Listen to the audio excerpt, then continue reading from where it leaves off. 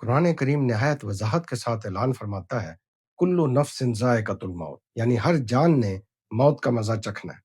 بس حضرت عیسیٰ علیہ السلام بھی اللہ تعالیٰ کے برگزیدہ نبی تھے، اس لیے جماعت احمدیہ کا موقف ہے کہ آپ طبعی وفات پا چکے ہیں۔ حضرت صلی اللہ علیہ وسلم نے یہ پیش گوئی بھی فرمائی کہ عیسیٰ بن مریم نازل ہوں گے، شادی کریں گے اور ان کی اولاد ہوگی۔ یہ الفاظ اس حقیقت کو واضح کرتے ہیں کہ آنے والا مسیح ایک انسان ہوگا جو عام بشری تقاضوں کے ساتھ زندگی بسر کرے گا اور ایک امتی نبی کے طور پر شریعت محمدیہ صلی اللہ علیہ وسلم کے تابع ہوگا۔ یہ پیش گوئی اپنے وقت پر حضرت مرزا غلام احمد قادیانی کی صورت میں پوری ہوئی، جنہوں نے مسیح موعود اور مہدی ہونے کا دعویٰ کیا۔ پس نزول مسیح کا مفہوم ایک زندہ، باعمل اور با کردار انسان کا ظہور ہے جو عام بشری تقاضوں کے ساتھ دنیا میں رہ کر دین اسلام کی خدمت کرے۔